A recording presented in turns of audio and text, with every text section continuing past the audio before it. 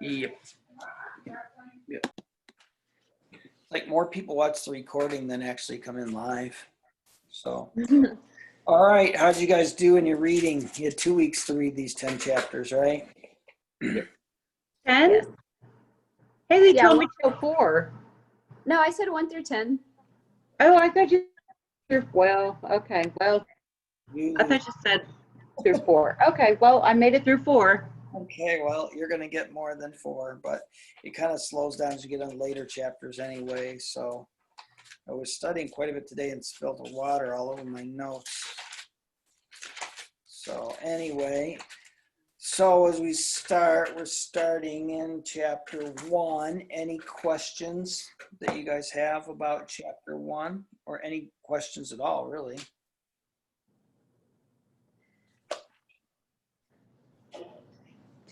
I noticed when it said Ark of the God, Yeah.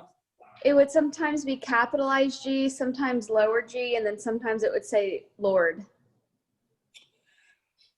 I didn't ever notice that. So let's show me where that is. That'd be interesting. Well, I just wrote a note. I didn't put exactly where it was. Okay, well, we can look when that comes up. Okay. It's going to be in chapter 4 where the ark, well, chapter 3, they take, oh no, it's chapter 4. So it will be interesting that I told you the difference between when the Lord is all capitalized from when it's just, Yeah. but the Ark of the Covenant of God, that's capital. We'll look at that when we get there. So Okay. look at that. Oh, here it is. Well, here's one.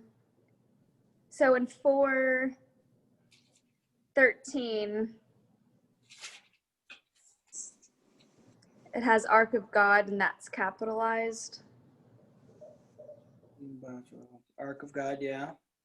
And then in 5:7, it's in quotation, so I don't know if that is why, but it says the Ark of the God of Israel. Mine is actually capitalized, so just the translator's Oh, okay. decision then probably. And probably because, I don't know, if they're Oh, and then 6:1, when the Ark of the Lord is what mine says. yeah, and that's all capitals. So the Ark of Yahweh. Yeah, I think it's just depending on the translation you're using. You're using Okay. NIV? I thought it was. Yes. Yeah, it is. Okay. What'd you say, Rod? Oh, nothing. I had a question about something else. Where's that? I just thought it was interesting in 3:13 where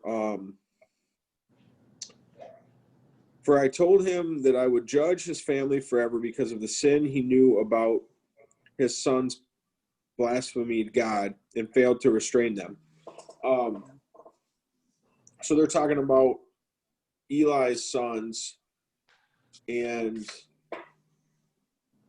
I guess I was just, again, looking at it, it seems like there's a lot of times in the Bible where there's a father that plays this powerful role and his sons just do whatever they want to do. And this time particularly, God said that he was going to, that he would judge his family forever because of the sons of his sin. Like what could Eli have done to straighten out his sons? Because the same thing happens, down the road with Samuel's sons. He could have removed them from office. Okay. You're no longer priests. I mean, you're not functioning the way you should. You're no longer doing this. You're out of a job, He could have replaced them.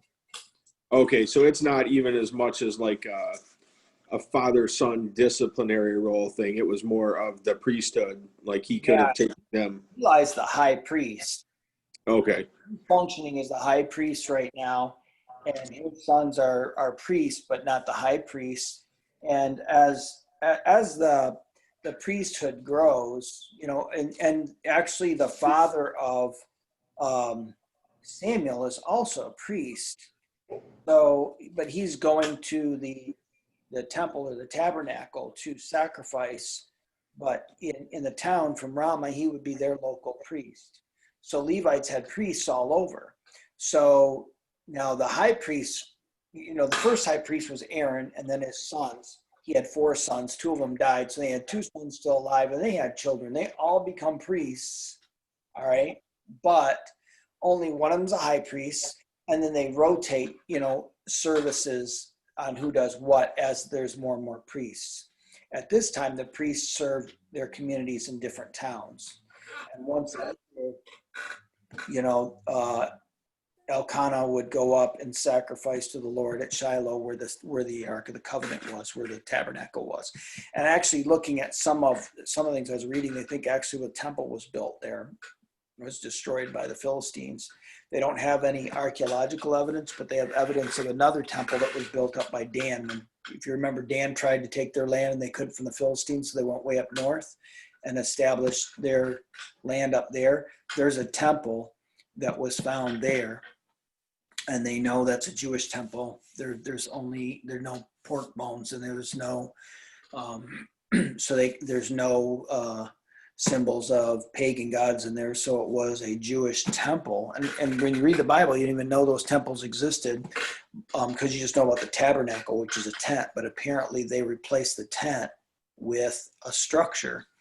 And I'll point it out, some of it where you see this. I just found this out, so I might not be able to find stuff. But so anyway, so the first chapter, you start out with the birth of Samuel. And I said this on Sunday, that anytime you have a woman who's going to have a child, and there's a whole lot of details like this, especially barren, has a child, the child's going to be special. That's setting up the precedent for when Jesus comes.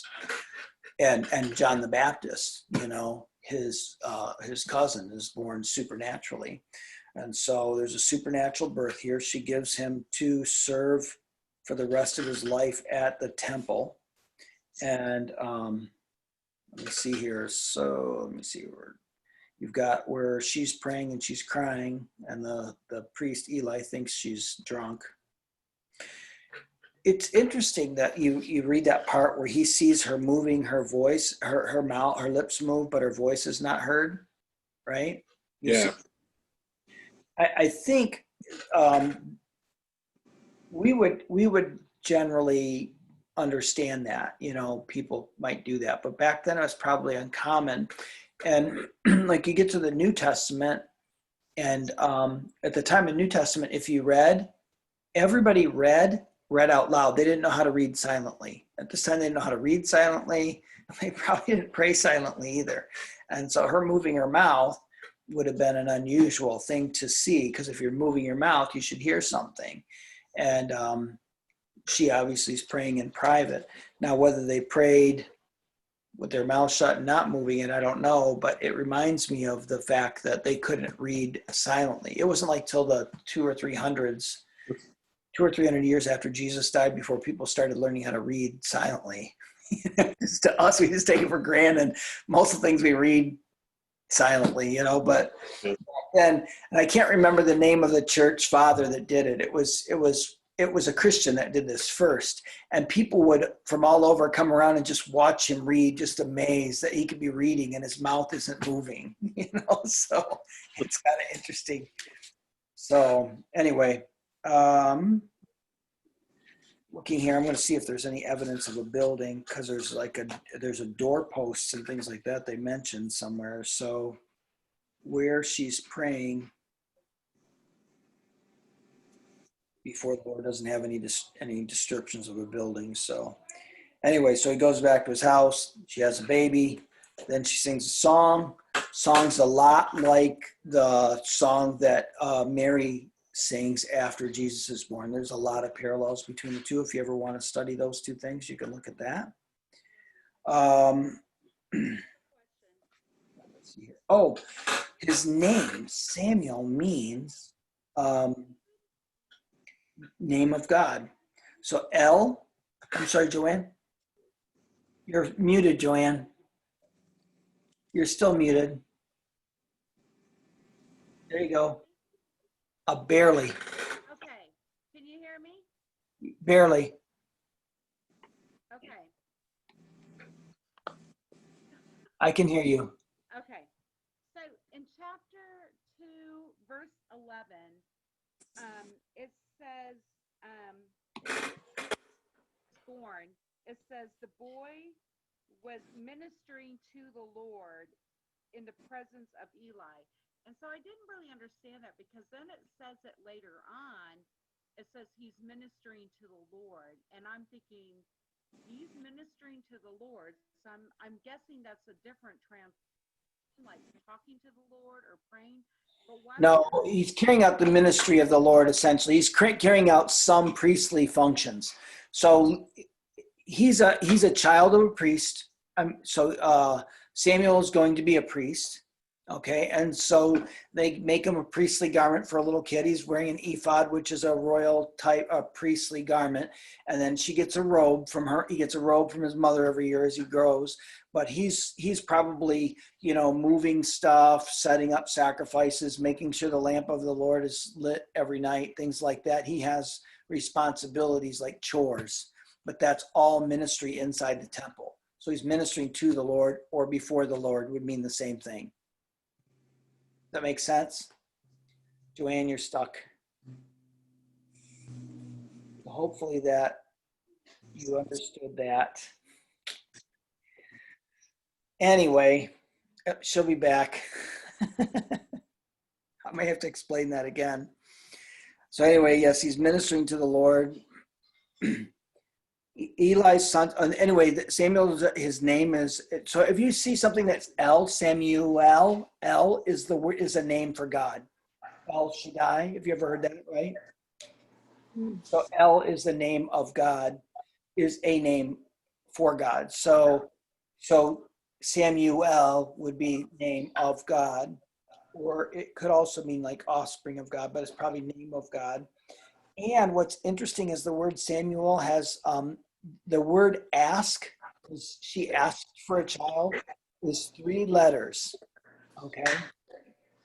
And those 3 letters, I can't remember the names of them. Aleph and Lamech is the first one, but the other one looks like a W with a dot over it. And those 3 consonants, and that W with a dot is pronounced sh. So it's really Shamuel. So anyway, Shamuel probably. Anyway, but those 3 consonants are the word ask. And those 3 consonants appear in the same order in Samuel's name.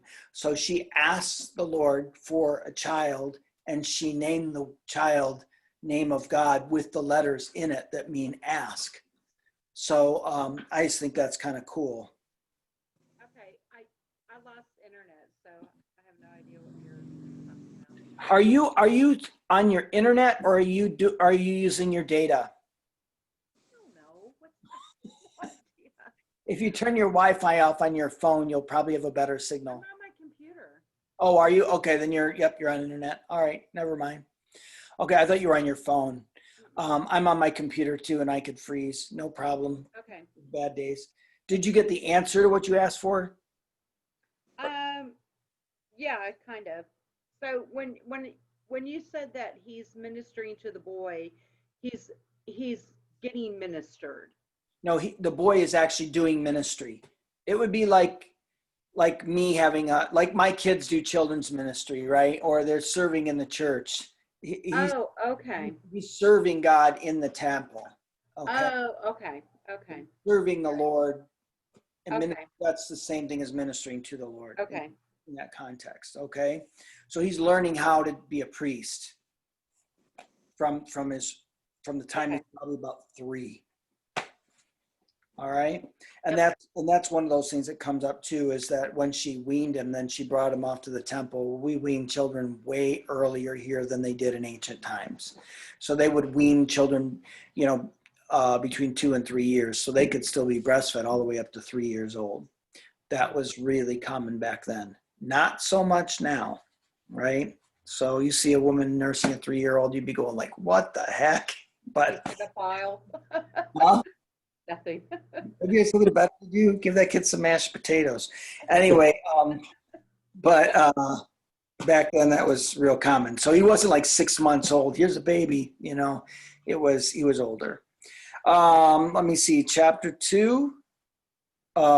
this is interesting. So what you were talking about, Rod, that prophecy. So in chapter 2, drop down to verse 27, and there came a man of God to Eli and said to him, thus says the Lord, did I indeed reveal myself to the house of your father when you were in Egypt and subject to the house of Pharaoh? So he's talking about his great grandfather. He gets that many greats.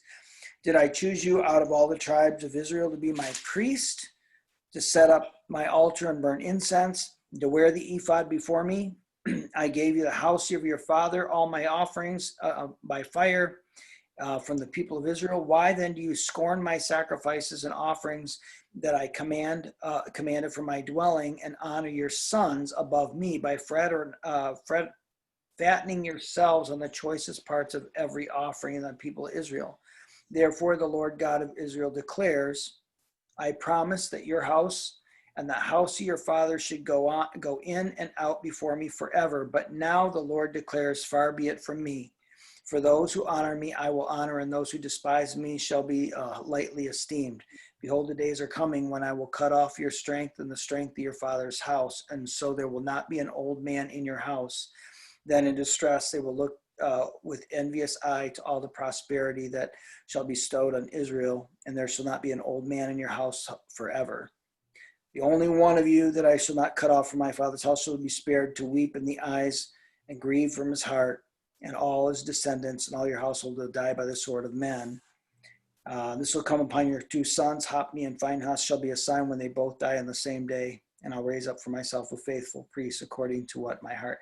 So what's interesting about this is Samuel, the kid, anoints the next king, right? Which is Saul. Saul, later on in a conflict with David, because he's afraid David's going to take the kingdom from him, a priest doesn't tell Saul that David was there, so he has 85 priests killed in a single day. Those would all be, a lot of those would be descendants of Eli. All right. So that would be 1 Samuel 22. So go to 1 Samuel 22.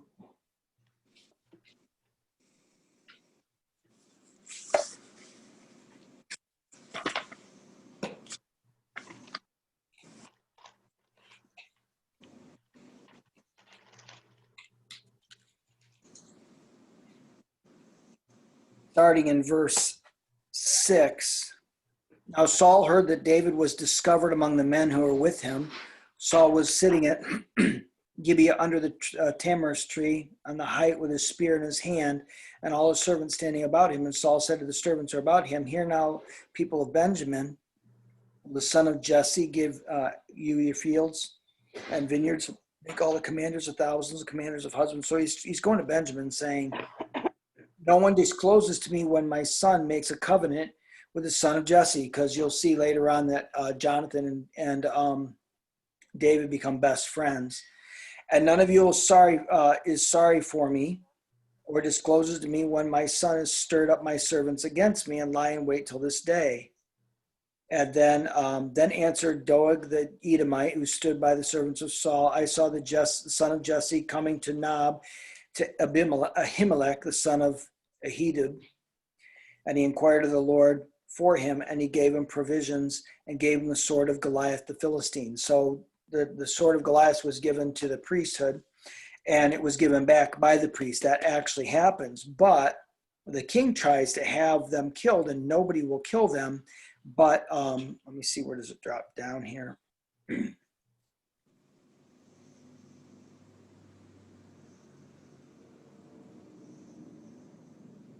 Verse 17, and the king said to the guard who stood by him, turn and kill these priests of the Lord, because their hand is also with David, and they knew that he fled and did not disclose it to me. But the servants of the king would not put their hand to strike the priests of the Lord. Then the king said to Doeg, you turn and strike the priests. And Doeg the Edomite turned and struck down all the priests, and he killed on that day 85 persons who wore the linen ephod at Nob, the city of priests, He put to the sword both man and woman and child and infant and ox and donkey. He killed them all. So he wasn't Jewish. He wasn't a Hebrew. So he didn't have a problem killing priests. So he actually did that. But there's still, all the way down, that still continues. There's still descendants of Eli. And if you go all the way to 1 Kings chapter 2. So go to 1 Kings chapter 2. And what happens here is David gets old and he dies. All right. And just before he dies, what happens is one of David's sons decides he's going to declare himself king before David's even dead. All right.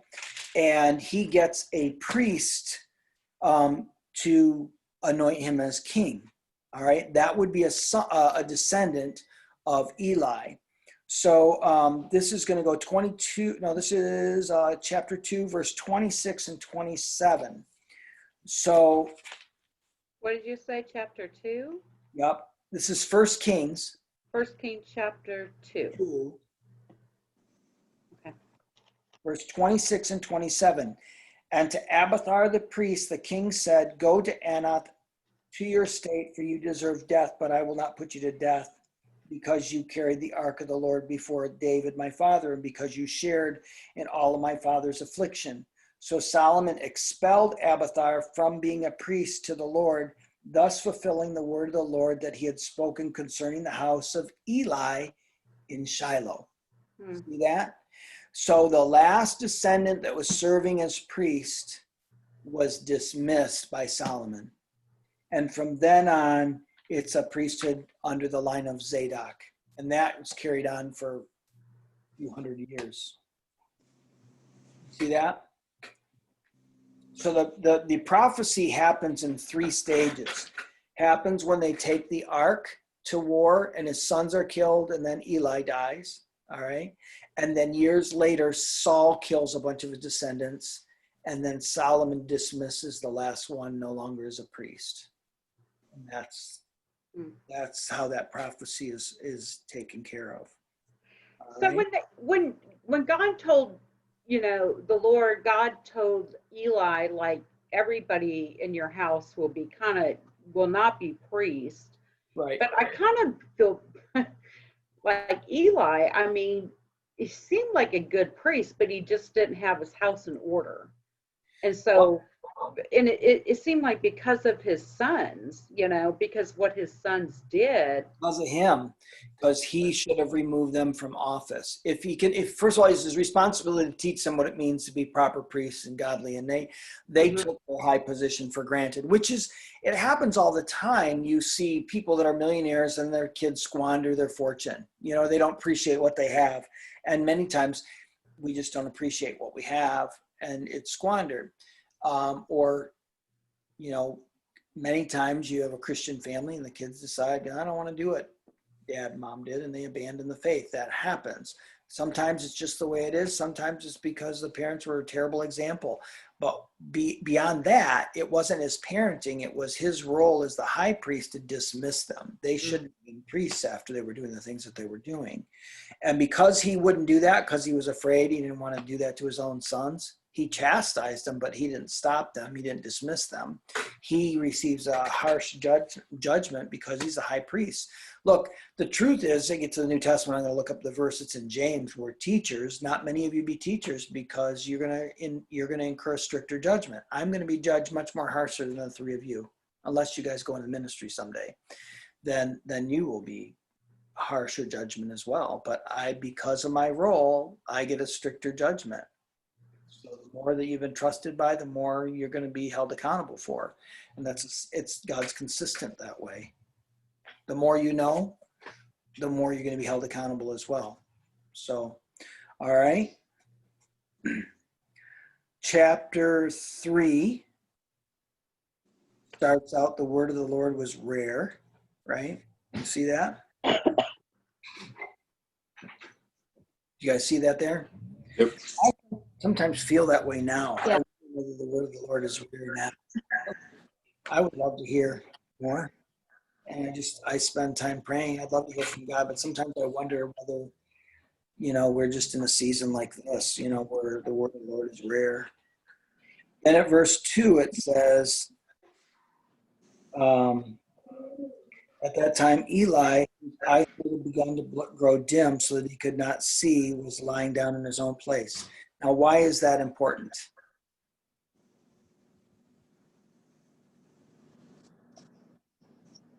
That his eyes were becoming weak. He could barely see. Yeah. Now, this is why, and I would never have seen this. I just read it in a couple of commentaries. Really interesting. So when Samuel hears God say Samuel, he's used to being called because Eli don't know how to move around very much. He can't see. So he's dependent on Samuel to help him do stuff because he's nearly blind. So because he can't see, Samuel's always hearing his name being called by Eli. That's why he responds so quickly. You see? Then it says in verse 3, the lamp of God had not yet gone out. All right. Now the lamp of God by the law, this is in Exodus chapter 27, verses 20 and 21. We could look it up if we want. But so you've got you enter into the temple or the tabernacle, the tent or the building, whatever it was. You'd go in, there's a major courtyard where everybody could go, men and women, as long as they were Jewish.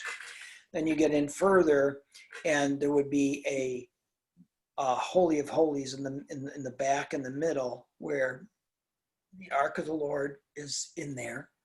And in front of that, there's a veil or a curtain. And the high priest only goes in there once a year to do a sacrifice, sprinkle blood for the sins of Israel. Other than that ark is not seen, not by anyone and not just by the high priest, and that's it. And in front of that is a lamp or like a torch, candle or something, right? A torch that's burning oil. And every night they would light it, and it was supposed to stay lit until it was light the next morning, right? So when they say the lamp of God had not yet gone out, it would go out in the morning. So it was probably late at night. It hadn't gone out yet, but it's still dark. Got it? When God is calling him. And then he calls him 3 times. The third time, Eli says, go say, your servant is listening. And then he hears from God, and he hears basically the same prophecy that Eli's already been told. He tells him that. Verse 19 in chapter 3 says, and Samuel grew, and the Lord was with him, and let none of his words fall to the ground. And all Israel from Dan to Beersheba knew that Samuel was established as a prophet of the Lord. The Lord appeared again at Shiloh, for the Lord revealed himself to Samuel and at Shiloh by the word of the Lord. What's fascinating about that is all the other judges of Israel in the book of Judges, none of them were a judge over the whole nation. They're all regional leaders, right?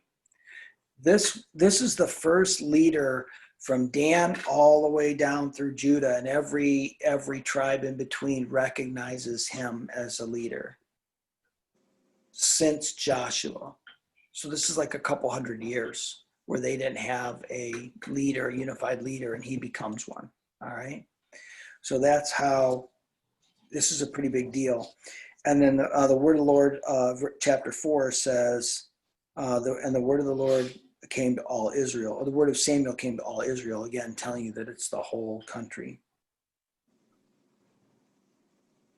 Now, chapter 4, the Philistines. Now, they started attacking during, in the Judges, when what do you remember what judge was the Philistines were fighting Israel in? Nope. Samson was the one that was fighting the Philistines. The Philistines probably came from Cyprus, and they settled into Israel the same time the Jews were settling in Palestine. So they were coming at the same time. The Philistines would have come from the west, and the Hebrews came from the east. And then they had conflicts when they met in the middle.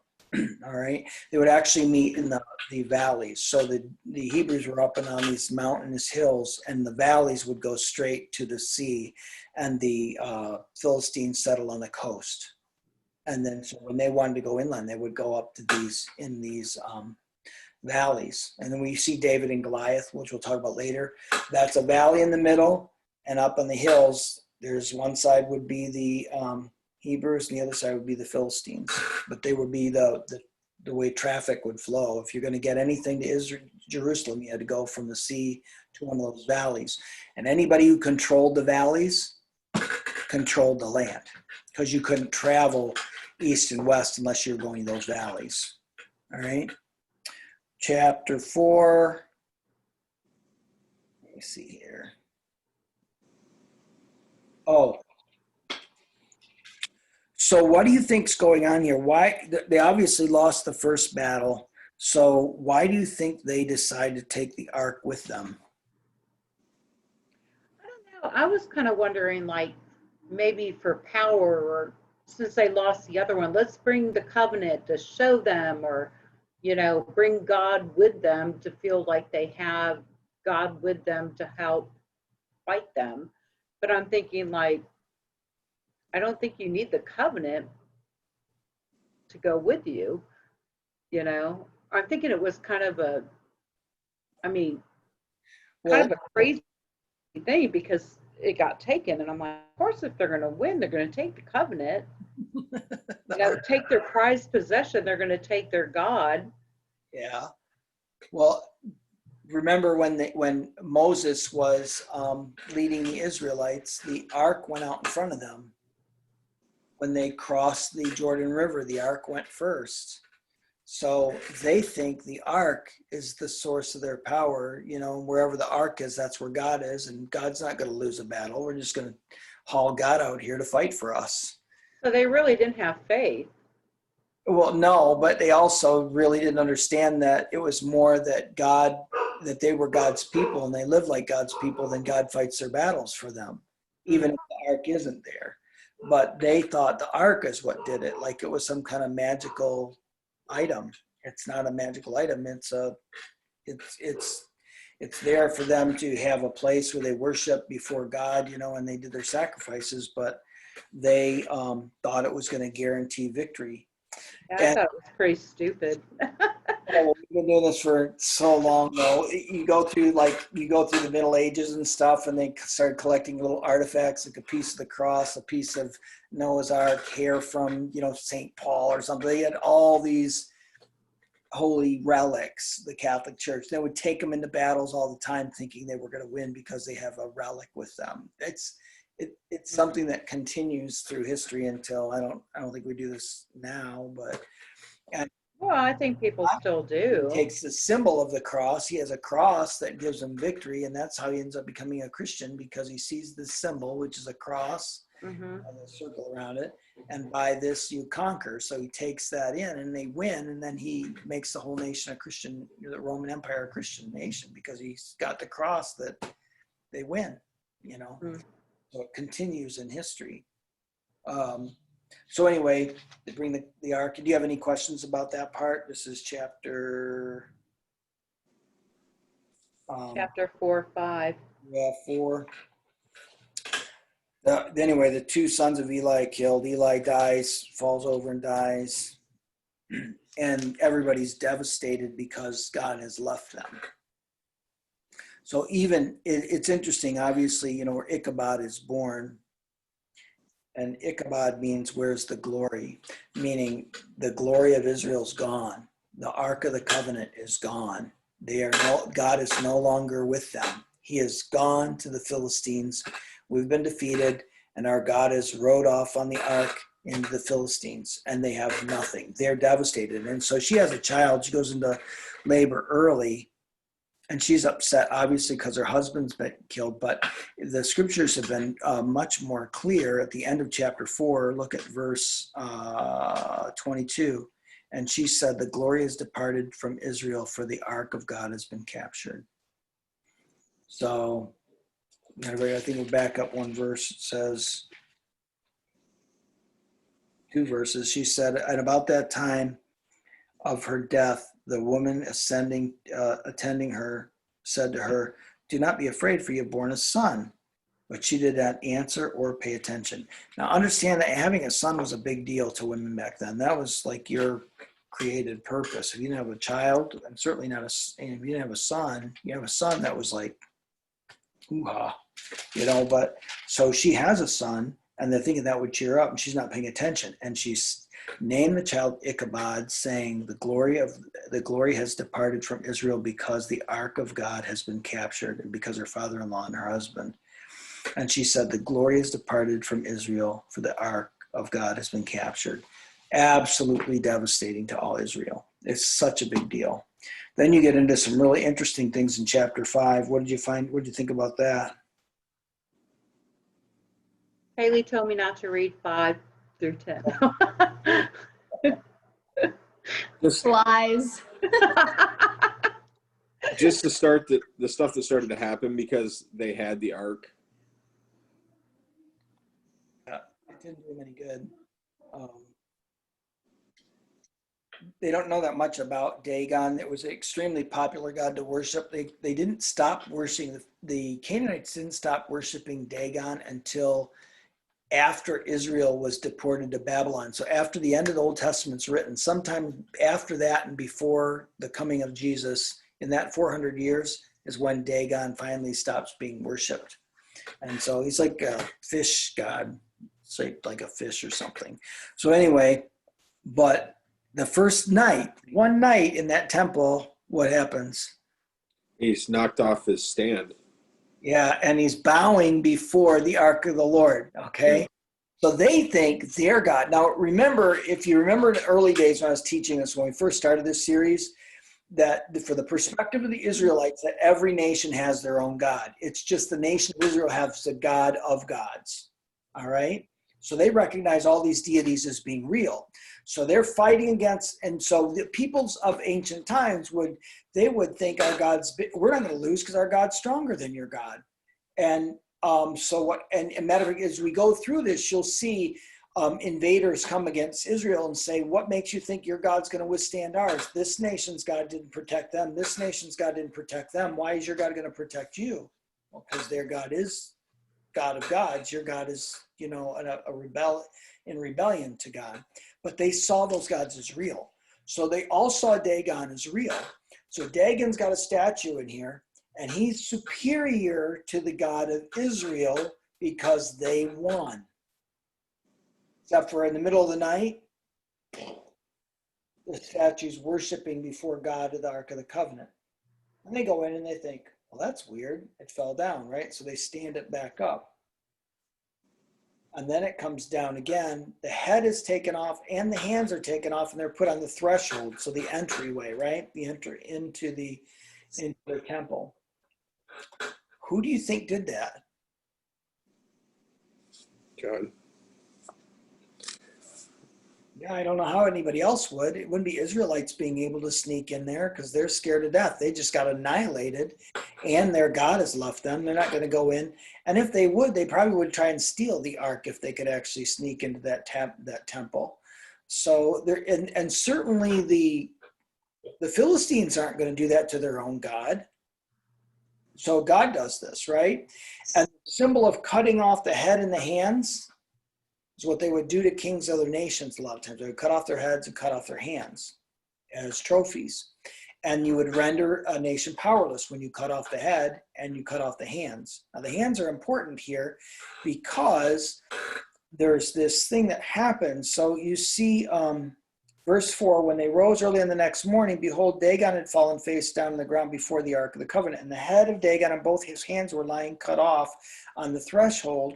Only the trunk of Dagon was left. This is why the priests of Dagon who enter the house of Dagon do not tread on the threshold of Dagon in Ashdod to this day. So that's like a narrator comment describing the present time, why they still do this, right? Interestingly enough, if you turn to Zephaniah 1:9, that's not a book everybody's familiar with, right? What is it? Zephaniah.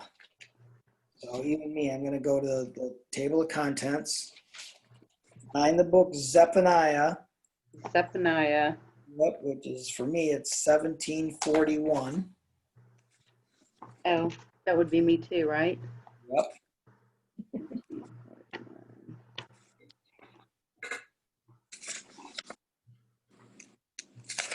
9:1, you said? Zephaniah, which is a page number 1941 on the Bible I have, but that's not your Bible. 1741, right? Is that what I said? You just said 1941. I'm sorry. Of my page number, I just messed up. Sorry. So it's right after Habakkuk.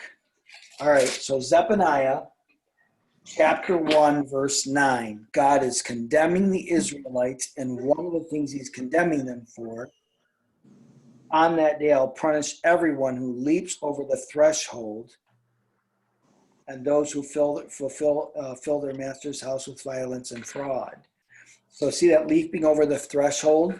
So what do you call people that they have like good luck charms, and they don't break a mirror, and Superstitious. yeah, they're superstitious.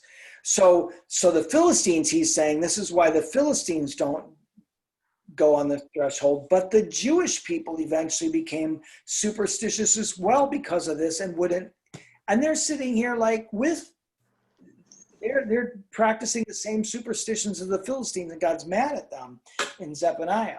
So what's fascinating about this, again, is this is history. This isn't fables they made up. These are things that people do, and they're just consistent.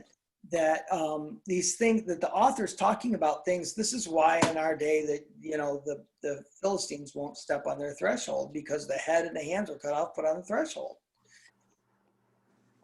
The other thing that's interesting here is he cut off the hands, right? And then look at what it says in verse 6. What's the first few words?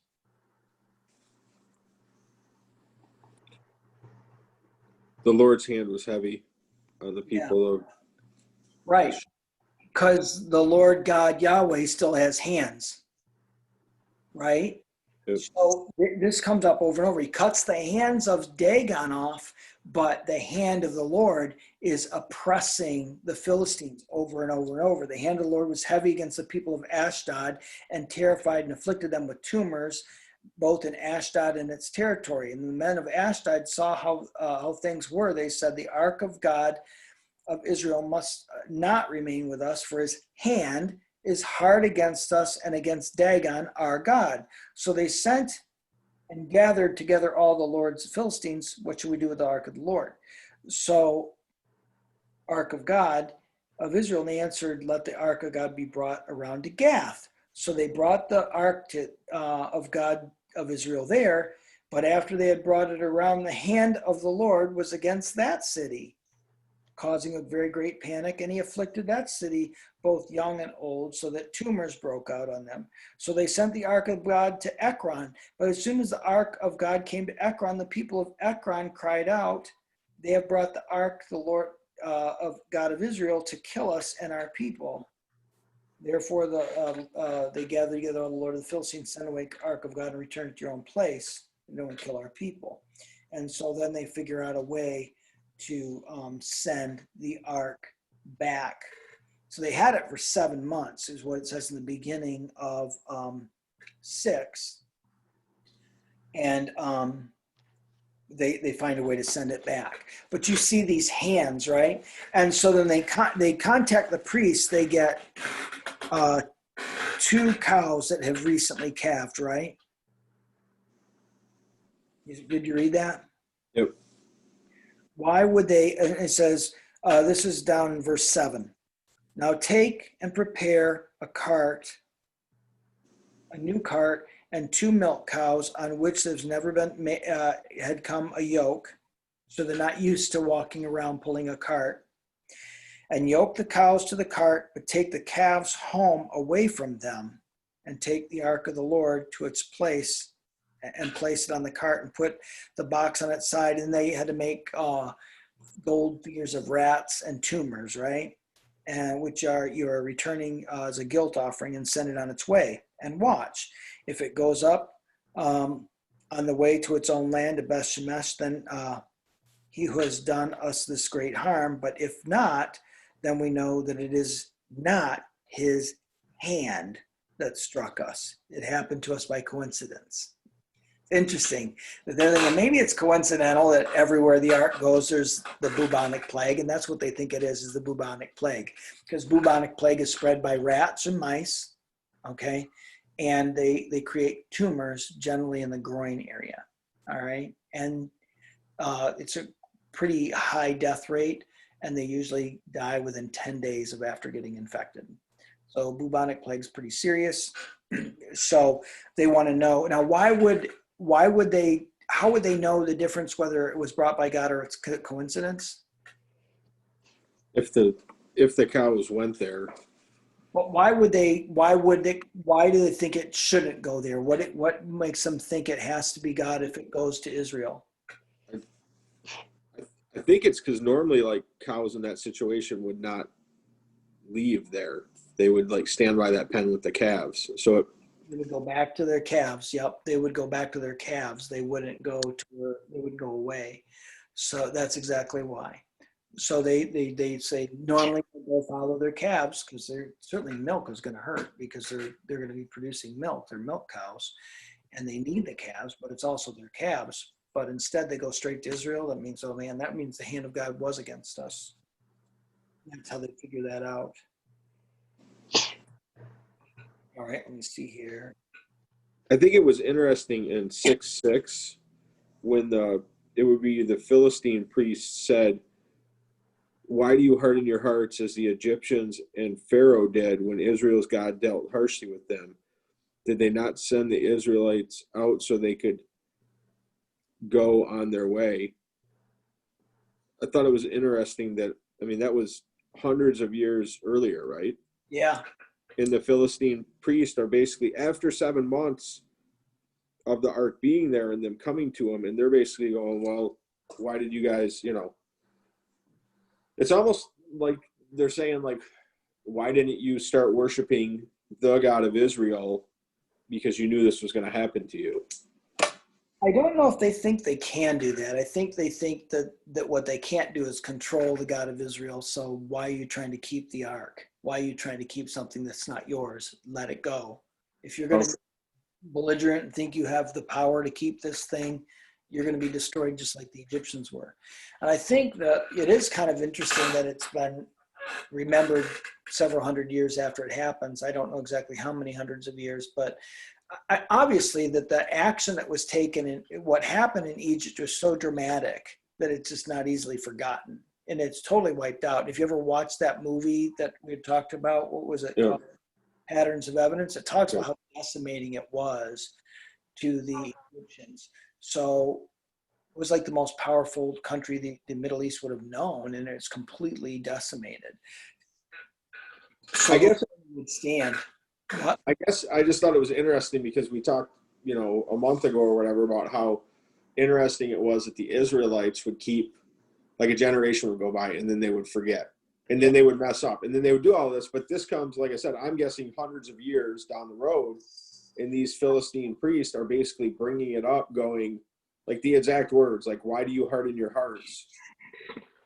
And you have to think about this, though. Remembering and forgetting is not the same as we think about remembering and forgetting. So when Noah is out there on the sea, floating there in his boat, and he's been out there for a year floating on water, and then it says, and then God remembered Noah.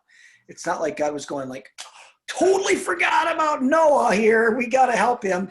It means they're consciously thinking about. It doesn't necessarily mean remember like we would think remember, which is important. So when the Israelites forgot, it's not like they're like, what? I don't remember nothing. No, it's just they just choose not to think about it, remember, or focus on the things that are important. They've forgotten where they came from, even though they know. And Gideon says, okay, if the Lord is with us, then what happened to all these things he was doing in the past? And why does he let all this stuff happen to us? They remember, they can recall the events, but they don't remember the Lord. So remember the Lord in all you do. It's not like, oh yeah, I just keep forgetting him in everything I do. It's just like I don't think about him in all that I do. That's the way we should think about the word remember. Does that make sense? Yep. All right, and then I find it interesting in 6:19. Did you guys see what happened there? Raiders of the Lost Ark, baby. See that? What happens? They looked in the ark. Yeah, 70 of them died. Oops. So now, why do you think they died? I'm thinking it's like Sodom and Gomorrah. What makes you think of Sodom and Gomorrah? I'm like, because God told them not to look, Oh, yeah, that's right. and they went to, Lot's wife turned around to look and turned to a pillar of salt. yeah.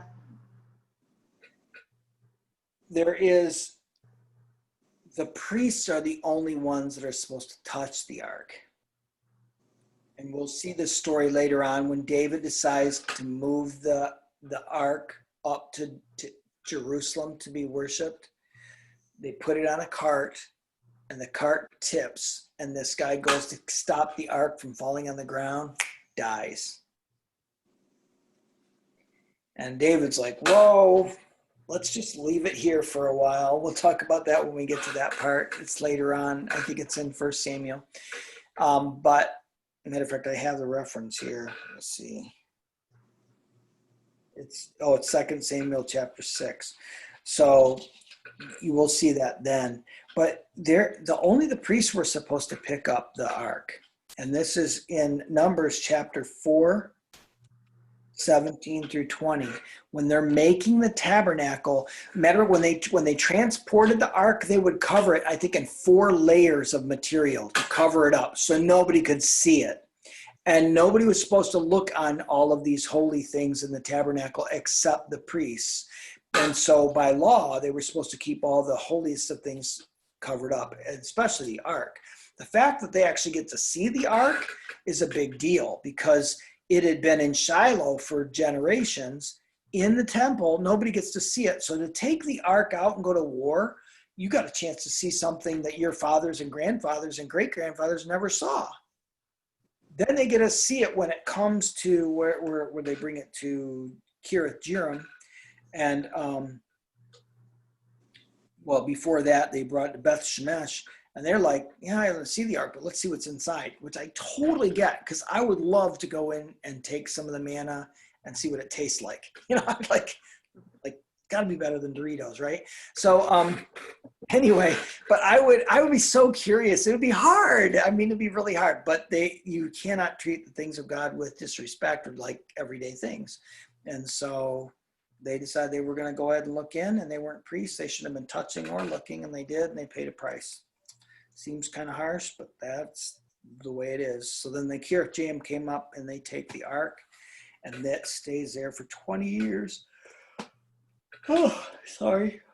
Before Samuel comes with them. Now Samuel's getting old here, okay, because he's growing up. He's already older by the time the sons of Eli take the ark to war. He's already grown up because all of Israel knows about him, and it says not a word of his fell to the ground without being fulfilled. He's growing up. Then the whole war happens. The ark comes to Kiriath Jearim. In 20 years, the whole nation wants to repent and return to the Lord. So he's probably like 40 years old by this time, right? And then to chapter 7, and that's where chapter 7 is where they all want to serve the Lord, right? And I think here. And then when they gather to return to the Lord, the Philistines gather to attack because they see all Israel gathered. Like they're thinking they're gathering to attack the Philistines. So the Philistines are coming out to attack them, and they're terrified, right? But God defeats all the Philistines, right? Do you see that? Mhm. And then after that, then he puts up a stone called an Ebenezer, right? Verse 12 said, then Samuel took a stone and set it up between Mizpah and Shen and called it its name Ebenezer. All right. And it means stone of help. And he said, till now, the Lord has helped us. So it was the battle that they just helped. So far, God's helped us, and they marked it. Now, those standing stones are always marking significant events. This one right here is called Ebenezer. So you ever sing that one hymn? Here I raise mine Ebenezer. It comes from this verse. Fix upon it.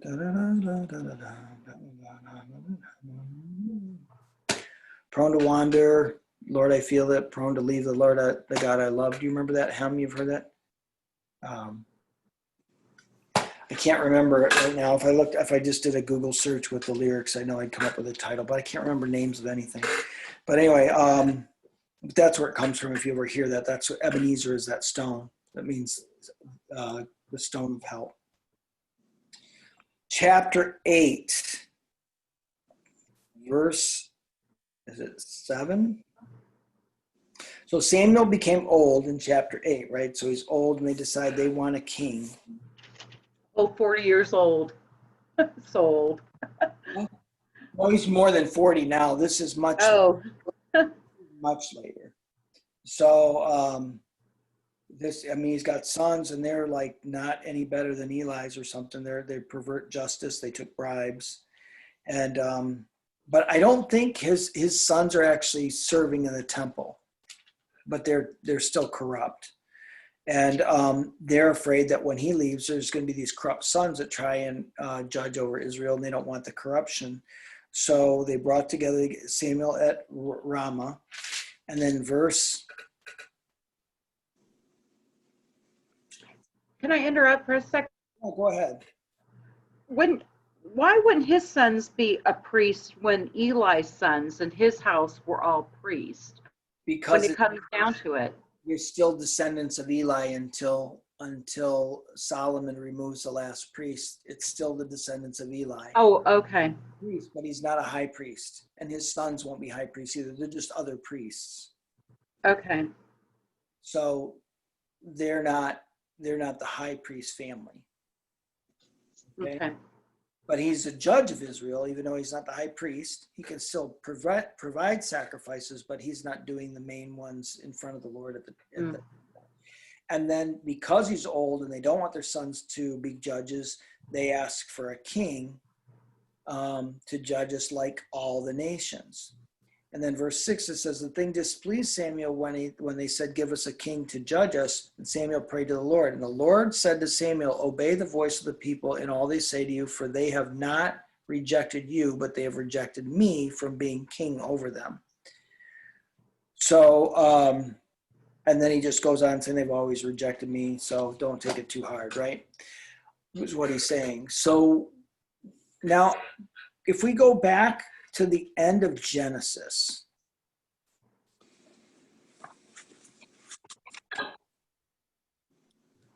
chapter 50.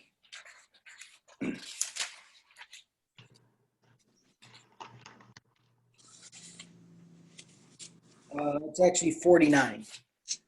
Chapter 49, Jacob has his 12 sons come before him and he's going to give them blessings. Remember this?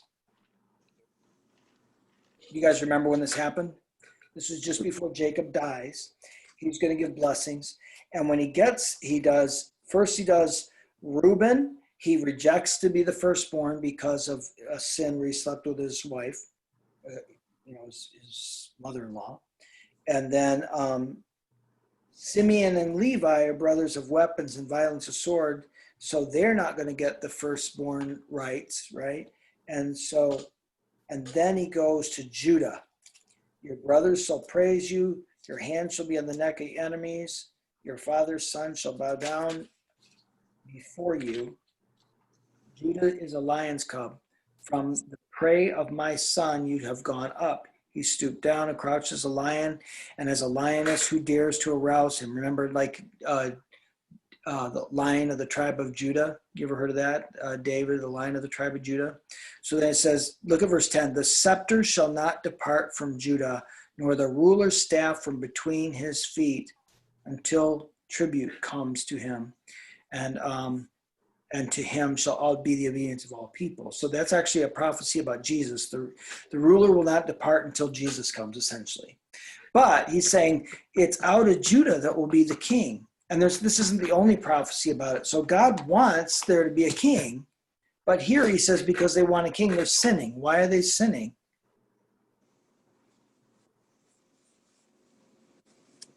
You see what's going on? It's like God says he wants a king. Now, when the people say they want a king, God says you rejected me from being king. Why is God upset about that? Why do you think? Because he wants to be king. He's a jealous God. That's part of it. Yes, he definitely wants them to serve him. Well, is it the beginning of setting it up for when Jesus comes to be crucified? Let's look at verse 5. What is the request? Somebody read verse 5.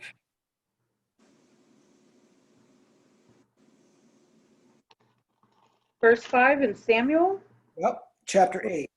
chapter 8. I'll read it when I find it. And said to him, behold, you are old, and your sons do not walk in your ways. Now appoint for us a king to judge us just like all the nations. What is the motive? They want to be like the other nations? Yeah. They don't want to be unique. They were unique. They didn't have a king. They've gone a few hundred years without a king, and God was leading them, right? And now they just want to be like everybody else. They want to be just like the rest of the world. We want a king. And God says, tell him how bad it's going to be. He's going to take your daughters. They're going to work they're going to take taxes like hand over fist. They're going to take the best of your grain, the best of your animals, the best of your daughters. And they're like, we don't care. We still want a king because we want a king to lead us like the other nations have a king. That's one reason. And understand that God may want them to have a king, but in his time, right? They want a king now. So there may be some things God wants you to have, but you have to wait. So like, Haley, how old were you got married? 27. She had to think about it. I'm not going to wait. I'm going to marry the first guy that has a crush on me when I'm 20, right? You wouldn't be married to the guy you're married to now, which could be the wrong person, right? So the idea, you want what you want, and you want it right now, you're going to get the wrong thing. So the first king they get, not a good king, right? It's because, but the next king, if they could have just waited another 40, 50, 60 years, whatever it is, however long Saul rules, they would have gotten the king God wanted in his time. But they weren't willing to wait. So they wound up with a less than satisfactory king because they didn't care what kind of king they got. They just wanted one.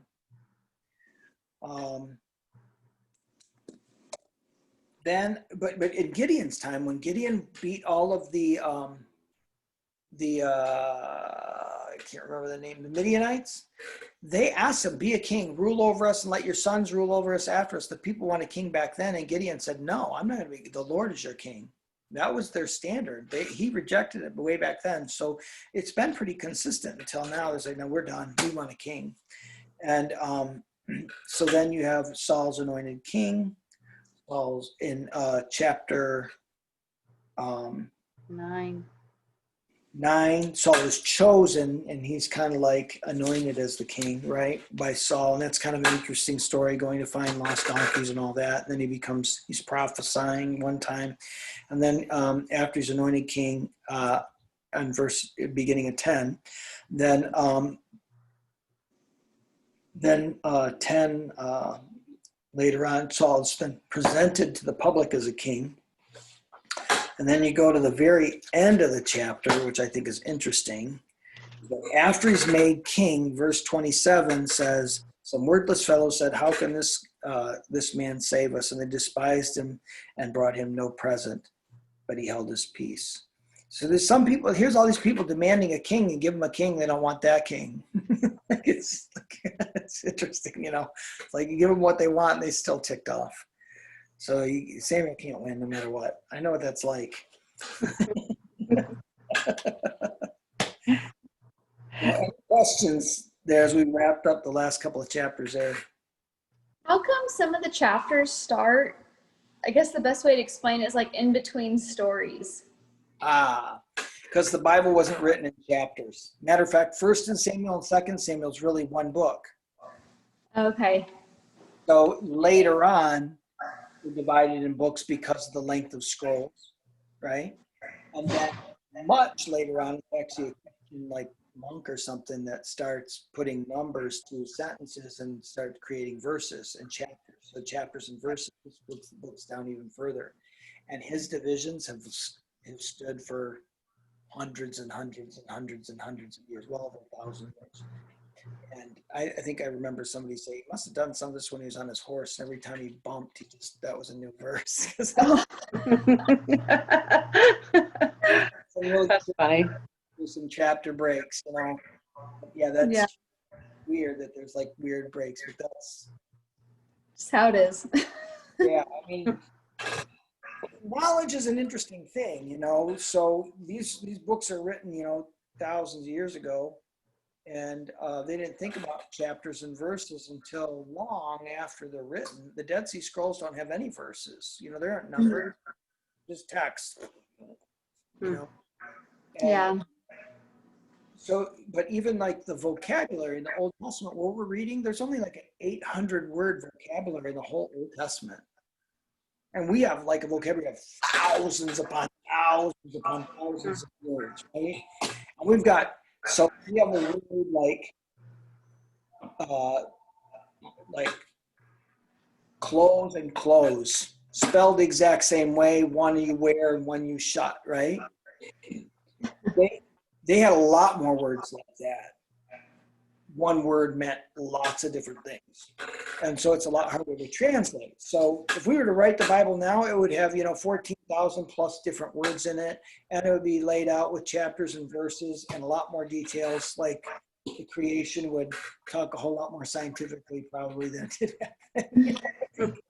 It really, and the tabernacle or the temple when it's built, it would be designed on computers and every detail, and drainage pipe and plumbing, electricity would all be put in there. Wi-Fi. The blueprints would be in the Bible, So The AT&T bill. definitely, transactions and receipts would be in there. I mean, and it would be like 650,000 pages long.